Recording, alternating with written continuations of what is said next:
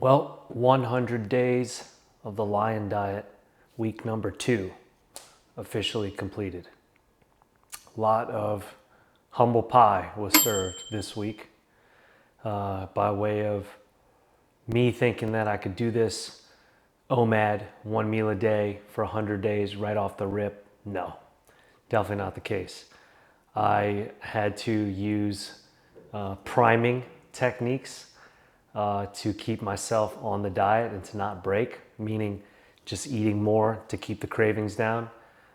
Priming is basically adjusting the body to a new diet anytime you take on something like that, especially with a carnivore style diet, to where it's, removing carbohydrates, sugar. And this one, the Lion Diet, really puts that to the extreme because it's the ultimate elimination diet where all the sugar is removed, right? So there's no lactose from milk. There's no bits of particle or any kind of sugar or carbohydrate adulterant or otherwise in like bacon through processing, because you're literally only eating the ruminant animals. So bison, cow, sheep, and goat, salt and water.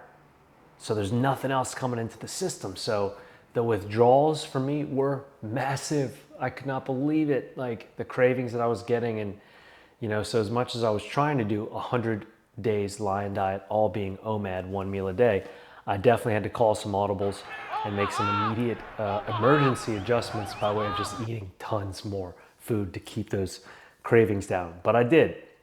So successfully completed my second week, cruising on into the third, feeling better and better, but it's definitely an effort. It's definitely been, like I said, humbling and very much eye-opening, to where I never realized, even for myself, this many years into my, let's say, dietary adventures and some forms of expertise, but not really.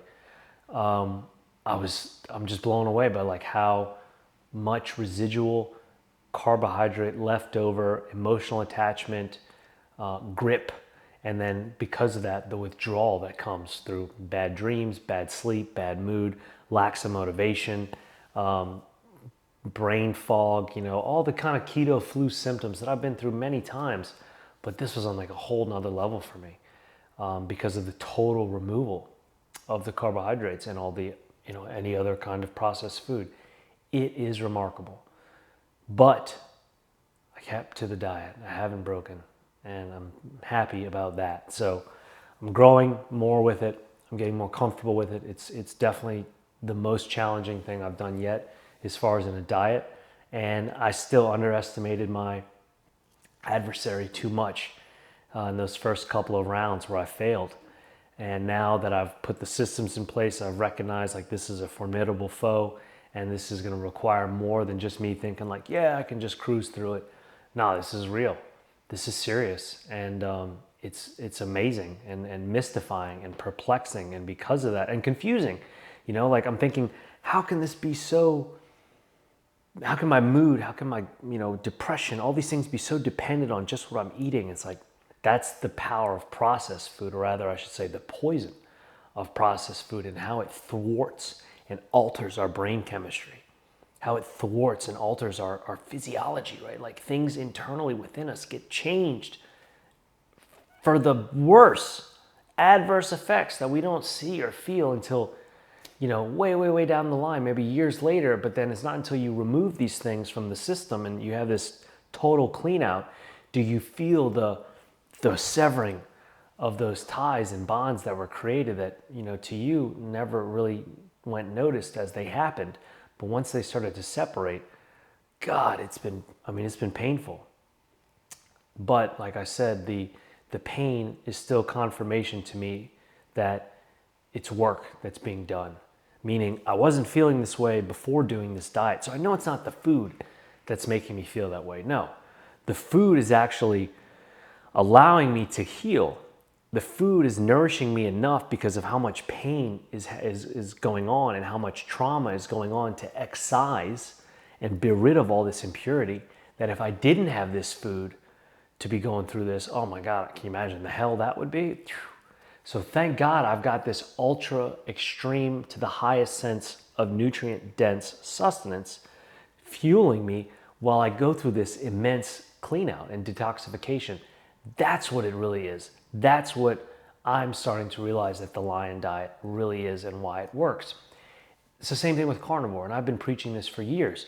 It's not that the food itself is so great and giving and providing. No, it's that it's allowing the body to do its own healing, which the body can naturally do wonderfully. But the body can never do that when it's constantly under duress. And the most frequent, strongest, and consistent form of duress we put on our bodies is what we put into our mouths, our food, because it's constantly changing. You know, it looks like it's good and healthy for us to eat, but then chemically and at the cellular level, it's not.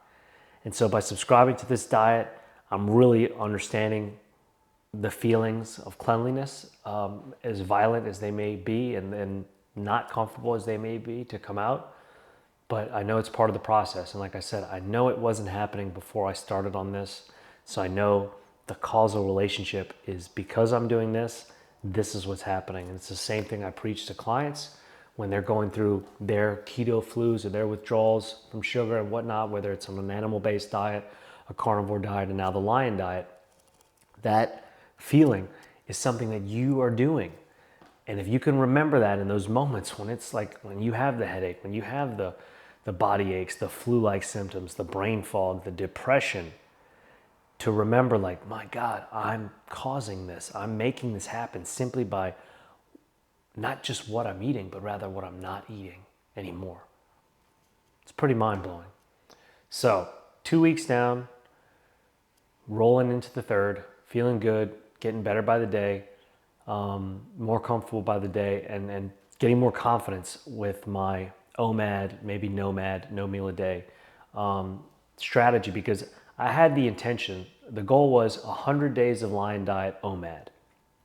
So last week I started to feel like, man, I kind of want to start throwing in a fast and basically eat every 48 hours. So do an OMAD, then a NOMAD, and then re-eat, which would basically be 48 hours. So if I ate at 10 a.m. on one day, I fast until 10 a.m., or rather, I fast all day the next day, so that's the 24, and then I eat again on 10 a.m. of the third day, which would be the 48.